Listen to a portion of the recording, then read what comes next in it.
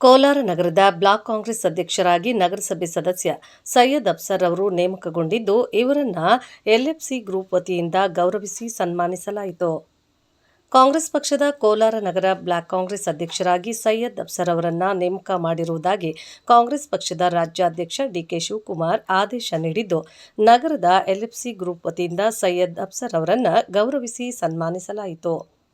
ಈ ಸಂದರ್ಭದಲ್ಲಿ ಅಲ್ಪಸಂಖ್ಯಾತರ ಸಮುದಾಯದ ಮುಖಂಡ ಹಾಗೂ ಮಾಜಿ ನಗರಸಭೆ ಸದಸ್ಯ ಮೊಹಮ್ಮದ್ ಜಾಫರ್ ಸಾಬ್ ಮಾತನಾಡಿ, ಕಾಂಗ್ರೆಸ್ ಸರ್ಕಾರ ಅಧಿಕಾರಕ್ಕೆ ಬಂದ ಮೇಲೆ ಅಲ್ಪಸಂಖ್ಯಾತ ಸಮುದಾಯದ ಮುಸ್ಲಿಂ ಜನತೆಗೆ ಅನೇಕ ಕಮಿಟಿಗಳಲ್ಲಿ ಅವಕಾಶಗಳನ್ನು ಕಲ್ಪಿಸುತ್ತಿದೆ. ಕಾಂಗ್ರೆಸ್ ಪಕ್ಷ ಸೈಯದ್ ಅಫ್ಸರ್ ಅವರನ್ನ ನಗರ ಬ್ಲಾಕ್ ಕಾಂಗ್ರೆಸ್ ಅಧ್ಯಕ್ಷರಾಗಿ ನೇಮಕ ಮಾಡಿದ್ದು, ಅವರಿಗೆ ಹೆಚ್ಚಿನ ಜವಾಬ್ದಾರಿಯನ್ನ ಪಕ್ಷ ವಹಿಸಿದೆ. ಎಲ್ಲರನ್ನೂ ಒಟ್ಟಿಗೆ ಕರೆದುಕೊಂಡು ಹೋಗುವ ಹಾಗೂ ಕಾಂಗ್ರೆಸ್ ಪಕ್ಷವನ್ನ ಗಟ್ಟಿಗೊಳಿಸುವ ಮತ್ತು ಪಕ್ಷ ಸಂಘಟನೆ ಮಾಡುವ ಕೆಲಸ ಮಾಡಬೇಕೆಂದು ಸಲಹೆ ನೀಡಿದರು.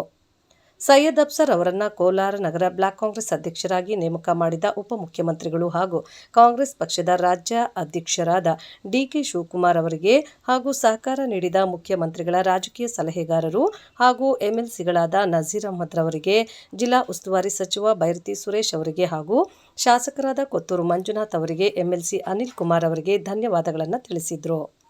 ಈ ಸಂದರ್ಭದಲ್ಲಿ ಎಲ್ಎಫ್ಸಿ ಗ್ರೂಪ್ ಅಧ್ಯಕ್ಷ ಸೈಯದ್ ಇಲಿಯಾನ್, ಅಲ್ಪಸಂಖ್ಯಾತ ಸಮುದಾಯದ ಮುಸ್ಲಿಂ ಮುಖಂಡರು ಹಾಗೂ ಮಾಜಿ ನಗರಸಭೆ ಸದಸ್ಯ ಸಲಾವುದ್ದೀನ್ ಬಾಬು, ಸಮುದಾಯದ ಮುಖಂಡರುಗಳಾದ ರಫಿ, ಸ್ಟೀಲ್ ಚಾಂದ್ ಬೈ, ಕಾಬಾ, ಮುಸ್ತಫಾ, ಇಮ್ರಾನ್, ಯೂನಸ್ ಉರ್ಫ್ ಮೀಮ್ ಶಾಮೀರ್, ಮುಹಿದ್ದೀನ್, ಟೈಲರ್ ಬಾಬು, ನರ್ಸಾಪುರ ವಾಸಿ, ಸಾಹಿಬ್ ಅಹ್ಮದ್, ಎಸ್ಎ ಬೆಟ್ಟಿ, ಹೊಸಪುರ ಜಗನ್ ಮುಂತಾದವರು ಹಾಜರಿದ್ದರು.